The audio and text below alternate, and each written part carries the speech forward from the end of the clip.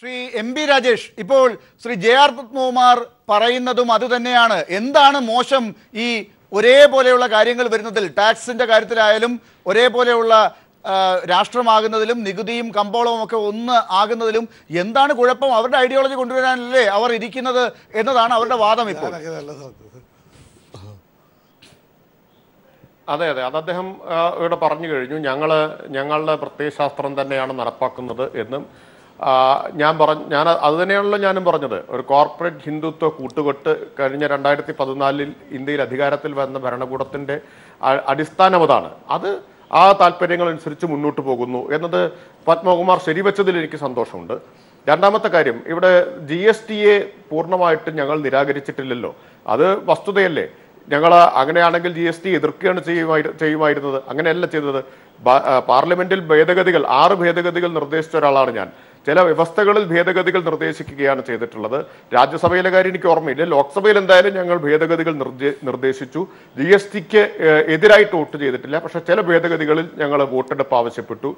അഷിംദാസ് ഗുപ്ത മുതൽ തോമസ് ഐസക് വരെയുള്ള ഇടതുപക്ഷത്തിന്റെ ധനകാര്യമന്ത്രിമാർ വാറ്റും പിന്നീട് GSTയും പരമാവധി ജനങ്ങളുടെ താല്പര്യം സംരക്ഷിച്ചുകൊണ്ട് സംസ്ഥാനങ്ങളുടെ അധികാരങ്ങൾ സംരക്ഷിച്ചുകൊണ്ട് നടപ്പാക്കാൻ, ഗുണകരമായ രീതിയിൽ നടപ്പാക്കാനുള്ള ക്രിയാത്മക ഇടപെടലുകളാണ് നടത്തിയിട്ടുള്ളത്. അതിന്റെ വലിയ നേട്ടവും ഉണ്ടായിട്ടുണ്ട്. പ്രത്യേകിച്ച് GST കൗൺസിലിൽ തോമസ് ഐസക്കിന്റെ നേതൃത്വത്തിൽ കേരളം നടത്തിയിട്ടുള്ള ഇടപെടലുകളുടെ വലിയ പ്രയോജനം നമുക്ക് ഉണ്ടായിട്ടുണ്ട് എന്നത് കാണാതിരിക്കാനാവുകയില്ല. അപ്പൊ GSTയെ എതിർത്തു എന്നുള്ളതല്ല പ്രശ്നം. GST നവലിബറൽ താല്പര്യങ്ങളും കോർപ്പറേറ്റ് താല്പര്യങ്ങളും സംരക്ഷിക്കാൻ വേണ്ടി നടപ്പാക്കുന്നതിനെയാണ്. അതിന്റെ താല്പര്യ സംരക്ഷണാർത്ഥം GST നടപ്പാക്കുന്നതിന് മാത്രമേ ഞങ്ങൾ എതിർക്കുന്നുള്ളൂ. GSTയെ അല്ല എതിർക്കുന്നത്. അതുപോലെ സംസ്ഥാന സർക്കാരുകളുടെ അധികാരം കവർന്നെടുക്കുകയും അമിത കേന്ദ്രീകരണം സൃഷ്ടിക്കുകയും ചെയ്യുന്നതിനെയും എതിർക്കുന്നുണ്ട്. വിമർശനപരമാണ് ഞങ്ങളുടെ GSTയോടുള്ള സമീപനം. GSTയെ വേണ്ട എന്നുള്ളതല്ല. അത് വളരെ വ്യക്തമായിട്ടുള്ള കാര്യമാണ്. ആ വിമർശനപരമായ സമീപനം ഇവിടെ അതിലെ ചില വിമർശനങ്ങൾക്ക് ഊന്നൽ കൊടുക്കുകയാണ് ഞാൻ ഈ ചർച്ചയിൽ ചെയ്തിട്ടുള്ളത്. ശരി, ശ്രീ എം പി രാജേഷ്, അത് വ്യക്തമാണ്. നിങ്ങളുടെ നയം എന്താണെന്നുള്ളത് വ്യക്തമാണ്.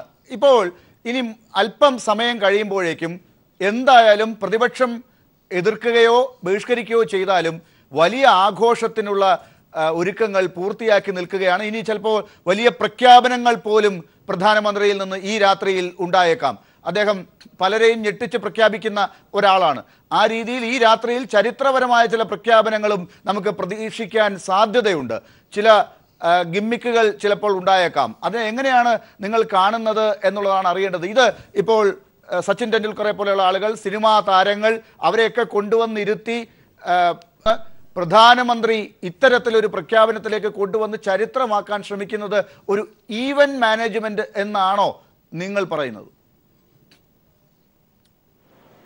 തീർച്ചയായിട്ടും ഇവന്റ് മാനേജ്മെന്റിന്റെ കാര്യത്തിൽ മോദിയെയും ഈ സർക്കാരിനെയും വെല്ലാൻ മറ്റാരുമില്ല. അത് നമ്മൾ കണ്ടിട്ടുള്ളതാണ്. മാഡിസൺ സ്ക്വയർ മുതൽ, മോദിയുടെ ആദ്യത്തെ അമേരിക്കൻ സന്ദർശനമായിട്ടുള്ള മാഡിസൺ സ്ക്വയർ മുതൽ വെംബ്ലി സ്റ്റേഡിയത്തിൽ, അങ്ങനെ ഒട്ടേറെ സന്ദർഭങ്ങളിൽ ഈ ഇവന്റ് മാനേജ്മെന്റ് വൈദഗ്ധ്യം, PR മികവ് നമ്മൾ കണ്ടിട്ടുള്ളതാണ്. അതാണ് ഇവിടെയും നമ്മൾ കാണുന്നത്. ഇപ്പോൾ ഈ ആഘോഷത്തിന്റെ പിന്നിൽ നമ്മൾ കാണുന്നതാണ്.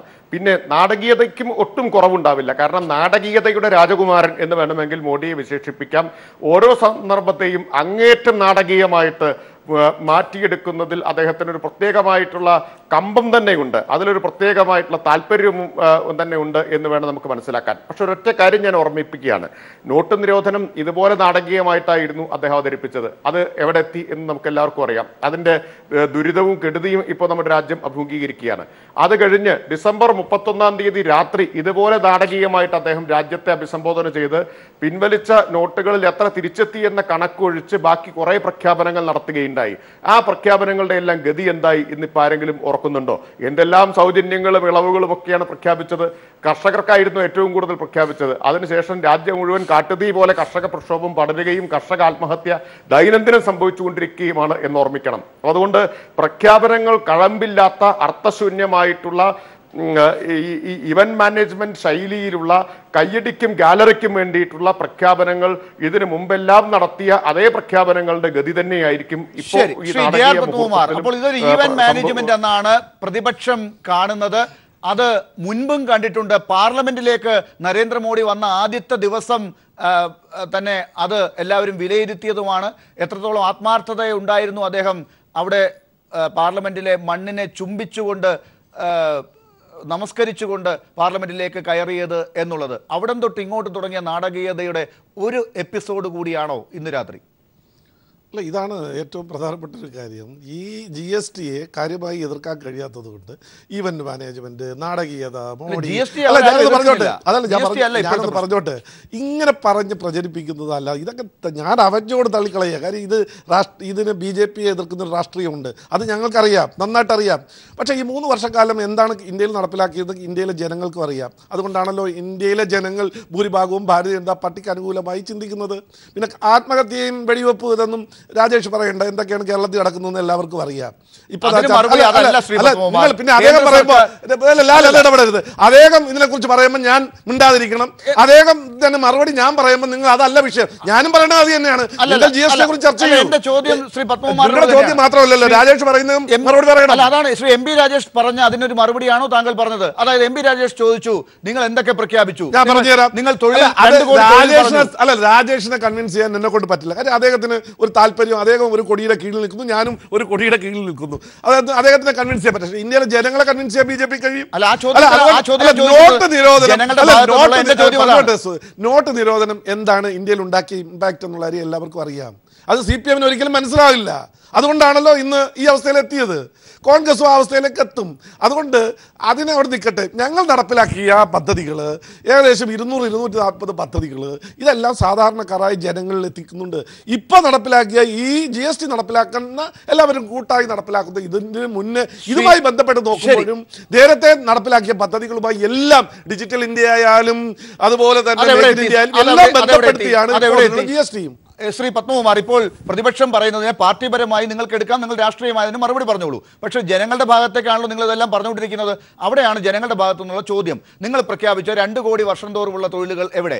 ഈ കർഷകർക്ക് വലിയ ആനുകൂല്യങ്ങൾ കൊടുത്തു എന്ന് പറഞ്ഞിട്ട് എന്തുകൊണ്ട് ഈ ആത്മഹത്യ? അവർക്കുള്ള മറുപടി നിങ്ങൾ രാഷ്ട്രീയമായി കൊടുക്കൂ. നിങ്ങൾ രാഷ്ട്രീയ മറുപടി കേരളത്തിൽ കർഷകൻ ആത്മഹത്യ ചെയ്തില്ലേ എന്നാണ്.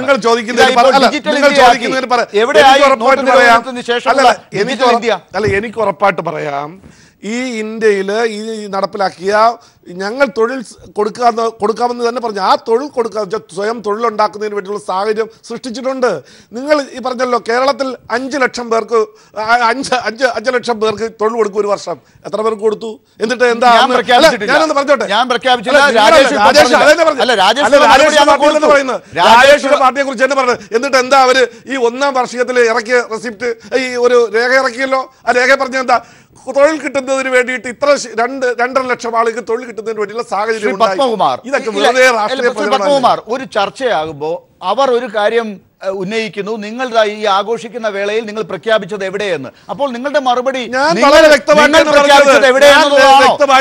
പ്രഖ്യാപിച്ചത് എവിടെയെന്നാണോ ചോദിക്കേണ്ടത്? നിങ്ങൾ ചെയ്തത് എന്തെന്നല്ലേ ചെയ്തത്? ഞാൻ പറഞ്ഞുതരാം. 240 പദ്ധതികൾ ഇന്ത്യയിൽ നടപ്പിലാക്കി. ഞാൻ പറഞ്ഞുതരാം. മുദ്രാ ലോൺ കൊടുത്തിട്ടുണ്ട്. ഇത് ആർക്കെങ്കിലും കിട്ടിയിട്ടില്ല എന്ന് പറയാൻ കഴിയുമോ? എത്ര കോടി ജനങ്ങൾക്ക് മുദ്രാ ലോൺ കിട്ടിയിട്ടുണ്ടെന്നറിയോ? മുദ്രാ ലോണിന്റെ ഉദ്ദേശം എന്താ?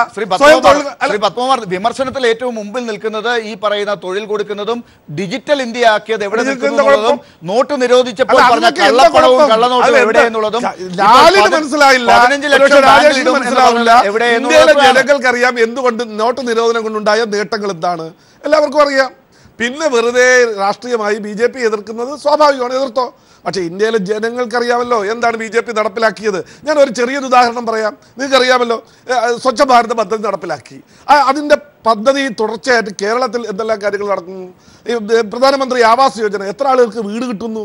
10-15 വയസ്സായ പെൺകുട്ടികൾ റോഡിലിരുന്ന് അവരുടെ പ്രാഥമിക കർത്തവ്യം നിർവഹിച്ചുകൊണ്ടിരുന്ന ആളുകൾക്ക് ഒരു ശൗചാലയം കിട്ടിക്കഴിഞ്ഞാൽ അതായത് ആത്മാഭിമാനം ഉയർത്തുന്ന കാര്യമാണ്. ശരി, അത് തന്നെയാണ് അവരെ സംബന്ധിച്ചിടത്തോളം അച്ഛാദിൻ എന്ന് പറയുന്നത്. അത് തന്നെയാണ്. ശരി, ഈ ചർച്ചയുടെ അവസാന ഘട്ടത്തിലേക്ക് പോകുമ്പോൾ ശ്രീ MB രാജേഷ്, ഇപ്പൊ BJP എന്തായാലും ഇന്ന് രാത്രി പറഞ്ഞു വെക്കാൻ പോകുന്നത് വികസനത്തിന്റെ വലിയൊരു ഭാരതത്തെ സൃഷ്ടിച്ച മോഡിക്ക് വലിയ അഭിവാദ്യങ്ങൾ അർപ്പിച്ചുകൊണ്ട് ഈ GSTയും കൂടി കടന്നെത്തുന്നു എന്നാണ് പറയുക. അപ്പോൾ ഈ GST എല്ലാ തങ്ങളുടെ കുഞ്ഞാണ് എന്ന് പറഞ്ഞുകൊണ്ട് അവതരിപ്പിച്ച് നേട്ടമുണ്ടാക്കാൻ പോകുമ്പോൾ ഈ പാർലമെന്റ് സമ്മേളനത്തിൽ പങ്കെടുക്കാതെ മാറി നിന്നുകൊണ്ട് നിങ്ങൾ ഉയർത്തുന്ന പ്രതിഷേധം ജനങ്ങളുടെ മുമ്പിൽ എത്തുന്നതിന് നിങ്ങൾ തയ്യാറെടുത്തിട്ടുണ്ടോ? അല്ല, ഞങ്ങൾ പാർലമെന്റ് സമ്മേളനത്തിൽ പങ്കെടുക്കില്ല എന്ന് പ്രഖ്യാപിക്കുകയോ പങ്കെടുക്കണ്ട എന്ന് തീരുമാനിക്കുകയോ ചെയ്തിട്ടില്ല. ഒന്നാമത് പാർലമെന്റ് സമ്മേളനമല്ല. ലാല് ദയവായിട്ട് അത് തെറ്റായിട്ട് പറയരുത്. അവിടെ പാർലമെന്റിന്റെ സെൻട്രൽ ഹാളിൽ ഒരു പൊതുയോഗം മാത്രമാണ് ചേരുന്നത്. പാർലമെന്റ് സമ്മേളനം അല്ലല്ലോ, സെഷനല്ല. എല്ലാവരെയും വിളിച്ചിട്ടുണ്ട്. അവിടെ MP-മാരായിട്ടുള്ള ആളുകൾ മാത്രമല്ല, മറ്റു പലരെയും വിളിച്ചിട്ടുണ്ട്. അനേകം പേരുണ്ട്, സെലിബ്രിറ്റീസിനെ വിളിച്ചിട്ടുണ്ട്. അങ്ങനെ എല്ലാവരും വന്ന് ചേരുന്ന ഈ പറഞ്ഞ പോലെ ഒരു ഇവന്റ് അവിടെ നടക്കുന്നു. വേണമെങ്കിൽ നമുക്കതിനെ അർദ്ധരാത്രിയിൽ ചേരുന്ന ഒരു പൊതുസമ്മേളനം എന്ന് വിശേഷിപ്പിക്കാം. അല്ലാതെ പാർലമെന്റ് സമ്മേളനമേ അല്ല. പാർലമെന്റ് സമ്മേളനം 17-ാം തീയതിയാണ് തുടങ്ങുന്നത്. അതിനുള്ള സമൻസാണ് ഞങ്ങൾക്ക് എല്ലാവർക്കും വന്നിട്ടുള്ളത്. ഇതിന് സമൻസ് വന്നിട്ടില്ല. അപ്പൊ തെറ്റായിട്ട് അത് പറയരുത് പാർലമെന്റ് സമ്മേളനം എന്നുള്ളത്. ഇത് 1 മണിക്കൂർ നേരത്തെ ഒരു ഇവന്റ്, രാഷ്ട്രപതിയുടെ പ്രസംഗവും പ്രധാനമന്ത്രിയുടെ പ്രസംഗവും ഉണ്ടാവുന്നു എന്നതിനപ്പുറം മറ്റൊന്നും ഇവിടെ നടക്കുന്നില്ല.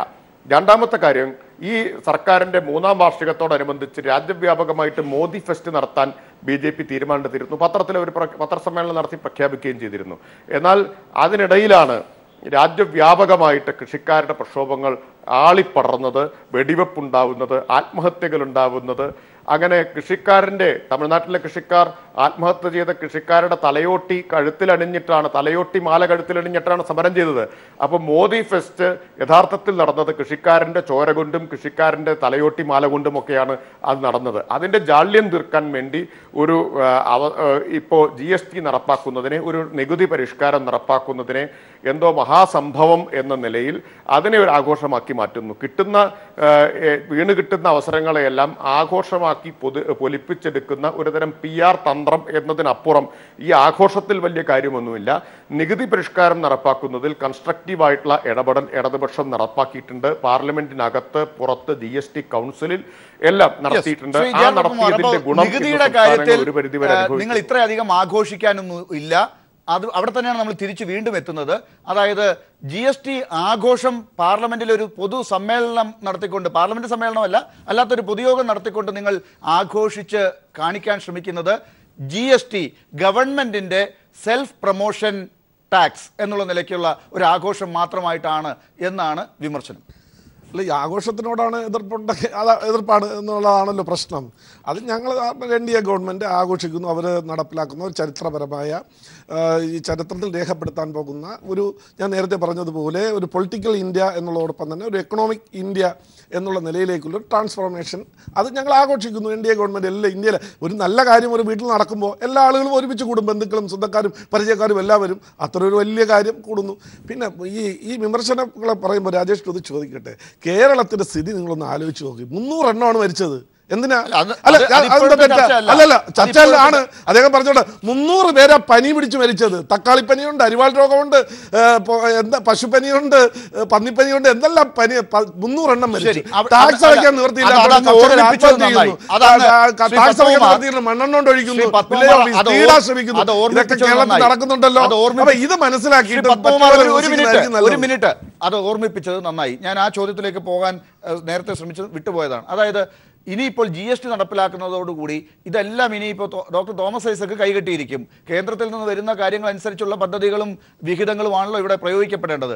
ആ നിലയ്ക്ക് ഇപ്പോൾ തന്നെ ഒരു വലിയ പ്രതിഷേധം തുടങ്ങിയിട്ടുണ്ട് ഈ കെമിസ്റ്റുകളുടെ ഇടയിൽ, മെഡിക്കൽ സപ്ലൈസിന്റെ ഇടയിൽ. ഈ GST ഏറ്റവും അധികം ബാധിക്കുന്ന ഒരു മേഖല ഈ മരുന്ന് വിൽപ്പന രംഗത്താണ്.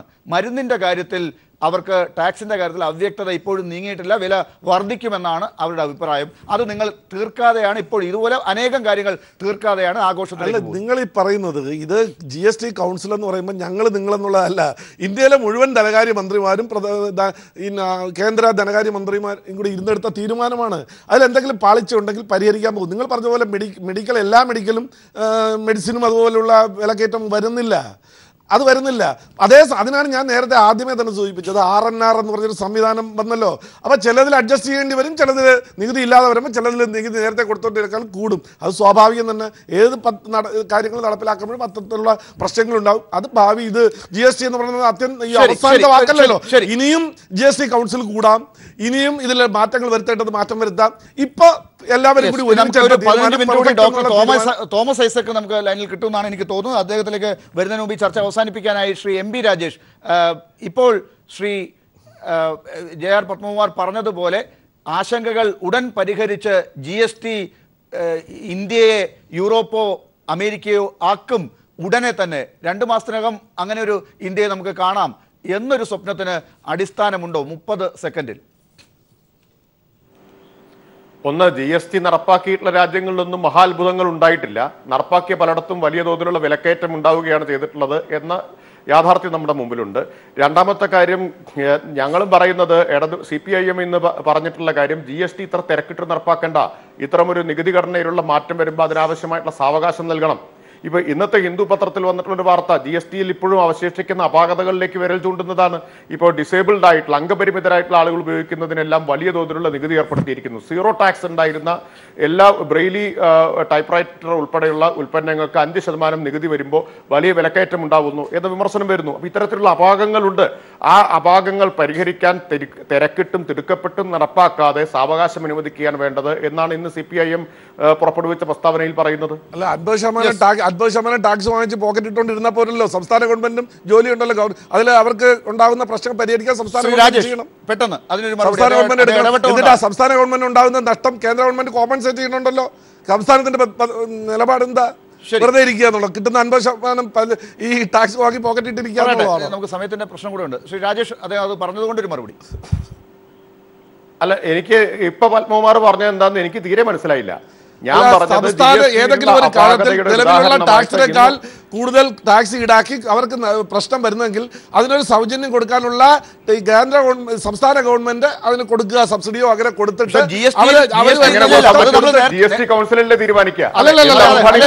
ഗവൺമെന്റ് കൺസ്യൂമർ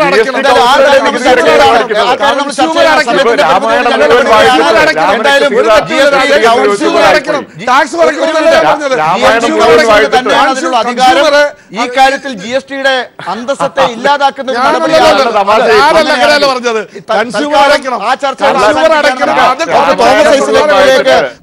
ഒന്ന് പോകാനുള്ള അവസരം ഉണ്ടെന്നാണ് ഞാൻ കരുതുന്നത്. ഇപ്പോൾ വീണ്ടും ഡോക്ടർ തോമസ് ഐസക് ഒരു 10 മിനിറ്റ് കൂടി നമുക്ക് അദ്ദേഹത്തെ ലഭിക്കും എന്നാണ് എൻ്റെ പ്രതീക്ഷ. ഡോക്ടർ തോമസ് ഐസക്, അങ്ങ് നേരത്തെ ചർച്ചയിൽ പങ്കെടുത്തപ്പോൾ പറഞ്ഞ പല കാര്യങ്ങളെയും വെച്ച് തന്നെ കഴിഞ്ഞ മണിക്കൂറിൽ രാഷ്ട്രീയമായ ചർച്ച ഇവിടെ നടന്നതാണ്. അതിന് ശേഷം ഇപ്പോൾ വരുന്ന ഒരു പൊതു ചോദ്യങ്ങളാണ് ഇപ്പോൾ അങ്ങയോട് ഈ ഘട്ടത്തിൽ ചോദിക്കാനുള്ളത്. ഇപ്പോൾ നോട്ട് നിരോധനത്തിൻ്റെ കാര്യത്തിൽ വലിയ മാജിക് ഒക്കെ കാണിച്ച ആളാണ് ഡോക്ടർ തോമസ് ഐസക് എന്നുള്ള കാര്യത്തിൽ വലിയ ഖ്യാതി ഉണ്ടായിട്ടുള്ളതാണല്ലോ. ഈ നോട്ട് നിരോധനത്തിൽ കാണിച്ച ഡോക്ടർ തോമസ് ഐസക് മാജിക് ഇപ്പോൾ കേരളത്തിൻ്റെ കാര്യത്തിൽ വലിയ ആശങ്കകൾ പറയുന്ന, കേരളത്തിൽ ചില പ്രശ്നങ്ങളൊക്കെ ഈ GST മൂലം ഉണ്ടാകാൻ പോകുന്നു എന്ന് താങ്കൾ തന്നെ നേരത്തെ സൂചിപ്പിച്ച ചില കാര്യങ്ങളുണ്ടല്ലോ. അതൊക്കെ താങ്കളുടെ സ്വതസിദ്ധമായ മാജിക് വെച്ചുകൊണ്ട് അതൊക്കെ മാറ്റാം എന്നതാണോ താങ്കളുടെ മനസ്സിലിരിപ്പ്? ഇപ്പോൾ മോഹമുണ്ടല്ലോ ഈ കേന്ദ്ര സർക്കാരിൻ്റെ 14 ഒതുങ്ങാനല്ല, അതിനേക്കാ കൂടുതൽ നികുതി പിരിക്കാനാണ്. നമുക്ക് പണം ആവശ്യമുണ്ടെന്ന്. കേരളത്തിലെ ഒരു നമ്മുടെ ചെലവ്, സർക്കാരിൻ്റെ ചെലവ് 15-16% വെച്ചാൽ കൂടിക്കൊണ്ടിരിക്കണം ഓരോ വർഷവും. എന്നാൽ കഴിഞ്ഞ 4 വർഷമായിട്ട് 10% വെച്ചാൽ വരുമാനം കൂടുന്നത്. വരുമാനവും ചെലവും തമ്മിലുള്ള വിടവിങ്ങനെ കൂടിക്കഴിഞ്ഞാൽ സർക്കാർ അവസാനം ഇടിച്ചെവിടെയെങ്കിലും പോയി നിൽക്കും. അതിലേക്ക് നീങ്ങിക്കൊണ്ടിരിക്കുക അപകടകരമായിട്ടുള്ളൊരു പോക്കാണ്. അപ്പോൾ എന്താ എങ്ങനെ ഇത് പരിഹരിക്കുക? ഒന്നുകിൽ ചെലവ് ചുരുക്കുക. അത് ഞാൻ തയ്യാറല്ല. പെൻഷനൊക്കെ നീ കൂട്ടുള്ളൂ, കുറയ്ക്കില്ല, ഒരു സംശയവും വേണ്ട കാര്യത്തിൽ. അപ്പോൾ ചിലവ് ചുരുക്കാൻ പറ്റില്ല. പിന്നെ വരുമാനം കൂട്ടണം. വരുമാനം കൂട്ടാൻ പഴയ ബാറ്റ് കൊണ്ട് ഇനി പറ്റില്ല, അതിൻ്റെ സാധ്യത തീർന്നു. അപ്പോൾ പിന്നെ അതിനൊരു സാധ്യത തുറക്കുന്ന GST ആണ്. ആ GSTയെ നല്ല രീതിയിൽ ഭാവനാപൂർണ്ണമായിട്ട് നടപ്പാക്കിയിട്ട് നമുക്ക് ഈ 16% അല്ല 20% വെച്ച് നികുതി വരുമാനം വർദ്ധിപ്പിക്കണം. അങ്ങനെ ഒരു ഈ 3-4 വർഷം കൊണ്ട് കേരളത്തിൻ്റെ സാമ്പത്തിക സ്ഥിതി സുസ്ഥിരതയിലേക്ക് നയിക്കണമെന്നുള്ളതാണ്. അപ്പം അതുകൊണ്ട് ചെയ്യാൻ ഉദ്ദേശിക്കുന്ന ഒരു കാര്യം, ഇന്ത്യയിലെമ്പാടും ഉള്ള മലയാളി, ഒരുപക്ഷെ നിങ്ങളുടെ ഈ നമ്മുടെ ഈ സംഭാഷണം ഇന്ത്യയിലുള്ള മലയാളികളൊക്കെ കാണുന്നുണ്ട്. അവരോടൊക്കെ ഒരു അപേക്ഷ എന്താണെന്നറിയാമോ? എവിടെ വേണമെങ്കിൽ താമസിച്ചോ, ബോംബെയിലോ ഡൽഹിയിലോ ഒക്കെ നിങ്ങൾ 1,00,000 രൂപയുടെ ഒരു സാധനം മേടിക്കുകയാണെങ്കിൽ, കൊച്ചു ടൂത്ത് പേസ്റ്റ് ഒന്നും മേടിച്ചതിന് വേണ്ട, പക്ഷേ ഒരു 50,000 രൂപയ്ക്കുള്ളിലുള്ള സാധനം മേടിക്കുകയാണെങ്കിൽ കേരളത്തിലെ വീട്ട് അഡ്രസ്സ് വെച്ച് മേടിക്കുക. അത്രയും ചെയ്താൽ ആ നികുതി അവിടെ കിട്ടും. അങ്ങനെ നമ്മളെല്ലാവരും കൂടി സഹിച്ചിട്ടുണ്ടെങ്കിൽ കേരള സർക്കാരിൻ്റെ വരുമാനം നമുക്ക് 20% മുകളിൽ കൊണ്ടുപോകാനായിട്ട് GST വഴി തുറക്കുന്നുണ്ട്. അതുകൊണ്ട് എല്ലാ മതസംസ്ഥാന മലയാളികളോട് അഭ്യർത്ഥിക്കാനുള്ളത്, ഇനിമേൽ പണ്ട് നിങ്ങൾ അവിടെ കൊണ്ടുവന്ന നികുതി കേരളത്തിൽ കിട്ടൂല, നിങ്ങൾ എവിടെ ജീവിക്കുന്നു അവിടെയാണ് കിട്ടുക. ഇനി അങ്ങനെയല്ല. കേരളത്തിലാണ് ഞാനെന്ന് പറഞ്ഞു കഴിഞ്ഞാൽ കേരളത്തിലെ അഡ്രസ്സ് കൊടുത്ത് മേടിച്ചു കഴിഞ്ഞാൽ അത് IGST അന്തർ സംസ്ഥാന GST നികുതിയായിട്ടാണ് സ്വീകരിക്കുക. അപ്പോൾ ഈ GST ഇപ്പോൾ തയ്യാറായിട്ടിരുന്ന് പറഞ്ഞ കമ്പ്യൂട്ടർ ശൃംഖലയില്ലേ, അതുവഴി ആ പണം കേരളത്തിൽ. തീർച്ചയായിട്ടും ഡോക്ടർ തോമസ് ഐസക്, അത് തന്നെയാണ് വലിയ പോരാട്ടം എന്ന് പറയുന്നത്. അതായത് ഇതാണ് തോമസ് ഐസക് മാജിക് എന്ന് പറയുന്നത്. ഇപ്പോൾ മറ്റുള്ള സ്ഥലങ്ങളിലുള്ളവർ ഇവിടുത്തെ കേരളത്തിലെ അഡ്രസ്സ് വെച്ച് കേരളത്തിലേക്ക് ടാക്സ് കൊണ്ടുവരാനുള്ള ഡോക്ടർ തോമസ് ഐസക്കിന്റെ ആഹ്വാനം അതെല്ലാവരും കേൾക്കട്ടെ. അത്തരത്തിലൊരു പൊളിറ്റിക്കൽ ഫൈറ്റ് താങ്കൾ ഇതാ തുടക്കം കുറിച്ചിരിക്കുന്നു. വളരെ ബൗദ്ധികമായ തലത്തിൽ ഡോക്ടർ തോമസ് ഐസക്കിന്റെ ആ പോരാട്ടം കാണുകയാണിപ്പോൾ. അപ്പോൾ പാർലമെന്റിൽ ഇന്നിപ്പോൾ അല്പസമയം കഴിയുമ്പോൾ ഉണ്ടാകാൻ പോകുന്ന ഒരു ഈവന്റ് മാനേജ്മെന്റ് എന്ന് പ്രതിപക്ഷം ഇപ്പോൾ വിമർശിക്കുന്ന ഒരു വലിയ ആഘോഷം നടക്കാൻ പോകുന്നു. ആ ആഘോഷവേളയിൽ ഈ പൊളിറ്റിക്കൽ ഫൈറ്റ് ഇങ്ങനെ എന്നുള്ളതാണോ ഇപ്പോൾ ഡോക്ടർ തോമസ് ഐസക് പറയുന്ന ഒരു കാര്യം? ഗവൺമെന്റിന്റെ ഒരു ആശയം, കേരളത്തിന്റെ ഒരു ആശയം, ഡോക്ടർ തോമസ് ഐസക്കിന്റെ ഒരു ആശയം ഇങ്ങനെ സമരം ചെയ്യുക ഇതാണോ? എല്ലാവരും ഉണ്ടെന്ന്, മറ്റുള്ളവരൊന്നും കുറച്ച് മണ്ടന്മാരൊന്നുമല്ല, അവരൊക്കെ ഓരോ ഉന്നങ്ങൾ വെച്ചിട്ടുണ്ട്. പക്ഷെ നമുക്ക് കേരളത്തിന് ഇതിന് ഗുണമാണ്, മറ്റുള്ളവരെക്കാൾ നമുക്ക് ഗുണമാണ്. പക്ഷെ നമ്മൾ കൺസ്യൂമർ സ്റ്റേറ്റ് ആണെന്നുള്ളത് കൊണ്ടാണ് ഇത്ര ഗുണകരമായിട്ട് മാറുന്നത്. അപ്പോൾ അത് പരമാവധി നമ്മൾ ഉപയോഗപ്പെടുത്തണം. സത്യം പറഞ്ഞാൽ വലിയ ഇപ്പോൾ ലോട്ടറിയൊക്കെ ഭയങ്കര തലക്കെട്ട് വന്ന്, അതിനേക്കാളെല്ലാം വലിയ നേട്ടമാണ് ഈ പറഞ്ഞ കാര്യങ്ങൾ. ഇതാണ് 6 മാസം കൊണ്ട് ഫൈറ്റ് ചെയ്ത് നേടിയത്. ഉദാഹരണത്തിന് ഓൺലൈൻ ഗോഡൗൺ എവിടെയാണോ ചരക്കിരിക്കുന്ന ആ സംസ്ഥാനത്തിനല്ല കിട്ടുക, ഇവിടെയാണ് അതിൻ്റെ ചരക്കിന് നമുക്ക് കേരളത്തിൽ മേടിച്ചാൽ കേരളത്തിൽ കൊണ്ടുവരും. ഷെയർ നേരത്തെ നമുക്ക് ഷെയർ ഇവിടെ കേരളത്തിലെ സ്റ്റോക്ക് എക്സ്ചേഞ്ചിൽ ഷെയർ നടന്നാലും ബോംബെ സ്റ്റോക്ക് എക്സ്ചേഞ്ചിലേ പോകത്തുള്ളൂ പണം, അതിൻ്റെ പേരുള്ള സർവീസ് ടാക്സ്. ഇനി ഇവിടെ കിട്ടും. ഇത് ഓരോ കാര്യത്തിനും വിട്ടുവീഴ്ചയില്ലാതെ ഈ ഡെസ്റ്റിനേഷൻ പ്രിൻസിപ്പിൾ പിടിച്ചു വെച്ച് വിലപേശിയതാണ് GST ഈ കേരളത്തിന് ഇത്ര ഗുണകരമായിട്ട് മാറാൻ കാരണം. ഇതിനിപ്പോൾ നമ്മുടെ ഉദ്യോഗസ്ഥന്മാർ വലിയ പങ്ക് വഹിച്ചിട്ടുണ്ട്. ഈ അവിടുത്തെ നികുതി കമ്മീഷണർ, നികുതി സെക്രട്ടറി, ഏതാണ്ട് എല്ലാ ആഴ്ചയും കഴിഞ്ഞ 6 മാസമായിട്ട് ഡൽഹിയിൽ യോഗമുണ്ട്. എല്ലാ ആഴ്ചയും യോഗം ചേർന്നില്ലെങ്കിൽ സ്കൈപ്പ് വഴി ഉള്ള യോഗം നിരന്തരം നടക്കുക. അങ്ങനെ ഇവിടെ എത്തിച്ചതേ. അതിൽ വളരെ ശുഷ്കാന്തിയോടുകൂടി ഇവർ ഇടപെട്ട് നിന്നതിൻ്റെ ഫലമായിട്ടാണ് ഈ നികുതി സമ്പ്രദായം ഇത്രയേറെ കേരളത്തിന് അനുകൂലമായിട്ട് മാറിയത്. തീർച്ചയായും ഡോക്ടർ തോമസ് ഐസക്, എന്തായാലും ഞാൻ നേരത്തെ സൂചിപ്പിച്ചതുപോലെയുള്ള ഇന്ത്യയുടെ സ്വാതന്ത്ര്യ ദിനത്തിന് തുല്യമായ രീതിയിലേക്ക് ഈ ജൂൺ 30 അർദ്ധരാത്രിയെ മാറ്റിയെടുക്കാനുള്ള BJPയുടെ കേന്ദ്ര സർക്കാരിൻ്റെ പരിപാടികൾ ഇതാ ഇപ്പോൾ തുടങ്ങാൻ പോകുന്നു. അപ്പോൾ ആ ഘട്ടത്തിൽ ഈ പറയുന്ന പ്രശ്നങ്ങളൊക്കെ ഒരു ഭാഗത്തുള്ളപ്പോൾ താങ്കൾ ആ പരിപാടിക്ക് പോകുന്നില്ല എന്നാണ് ഞാൻ മനസ്സിലാക്കുന്നത്. അതുപോലെ പ്രതിപക്ഷത്തിൻ്റെ പല പാർട്ടികൾക്കും പല നിലപാടുകൾ ഈ കാര്യത്തിലുണ്ട്. ചിലർ ബഹിഷ്കരിക്കുന്നു, ചിലർ വിമർശിച്ച് മാറി നിൽക്കുന്നു, ചിലർ പങ്കെടുക്കുന്നില്ല. ഇങ്ങനെയൊക്കെ ആ പരിപാടിയോട് ഒരു അവരുടെ എതിർപ്പ് പ്രകടിപ്പിക്കുന്നുണ്ട്. അത് ഒരുപക്ഷെ നരേന്ദ്രമോദി നേരത്തെ ഗാന്ധിയാകാൻ ശ്രമിച്ചതുപോലെ ഇപ്പോൾ നെഹ്റു ആകാനുള്ള ശ്രമം, ഒരു ഹൈജാക്കിംഗ്, കോൺഗ്രസിൻ്റെ പല ഇമേജുകളെയും തങ്ങളിലേക്ക് BJPയിലേക്ക് ആക്കിയെടുക്കാനുള്ള ഒരു ശ്രമത്തിൻ്റെ ഭാഗമായി എന്നുള്ള വിമർശനം ഒരു ഭാഗത്തുണ്ട്. എന്തായാലും ഡോക്ടർ തോമസ് ഐസക്, ഇനിയുള്ള ഈ മണിക്കൂറുകളിൽ ഡൽഹിയിലാണല്ലോ ഇപ്പോൾ താങ്കൾ ഉള്ളത്, പാർലമെന്റിൽ പോകാതെ എന്ത് സന്ദേശമാണ് ആളുകൾക്ക് നൽകാൻ പോകുന്നത്? ഈ GST ഈവന്റ് മാനേജ്മെന്റ് എന്ന് പ്രതിപക്ഷം പറയുന്ന നാടകം അരങ്ങേറുമ്പോൾ.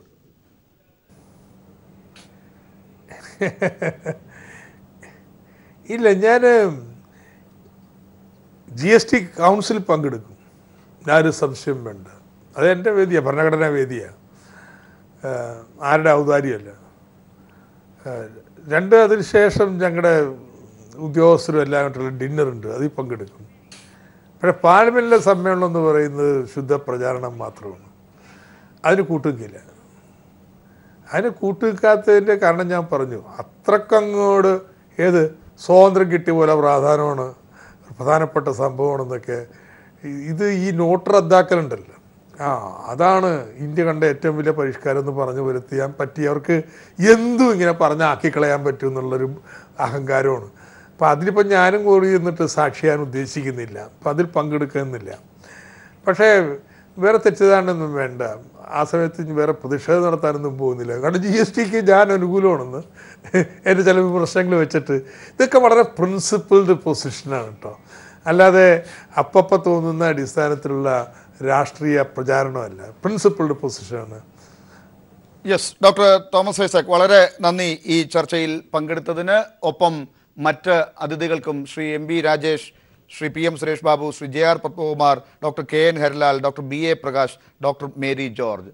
വലിയ ചരിത്ര നിമിഷത്തിലേക്ക് രാജ്യം പോകുന്നുവെന്ന് കേന്ദ്ര സർക്കാർ അവകാശപ്പെടുമ്പോൾ എന്താണ് GSTയിലൂടെ രാജ്യം ജനങ്ങൾക്ക് മുമ്പിൽ വയ്ക്കാൻ പോകുന്നത്? പ്രഖ്യാപനങ്ങളായി തന്നെ തുടരുമോ അതോ വലിയ നേട്ടങ്ങൾ ഉണ്ടാകുമോ എന്നുള്ളത് ചരിത്രത്തിൻ്റെ പശ്ചാത്തലത്തിലും ഇനി നടക്കാൻ പോകുന്ന ഘട്ടങ്ങളിലെ വർത്തമാനകാല രാഷ്ട്രീയ സാമൂഹ്യ സ്ഥിതിവിശേഷങ്ങളിലും കൂടുതൽ ചർച്ചകൾ ഇനി ഉണ്ടാക്കുകയും ചെയ്യും. വളരെ നന്ദി എല്ലാ അതിഥികൾക്കും. ന്യൂസ് ആൻഡ് വ്യൂസ് അവസാനിക്കുന്നു.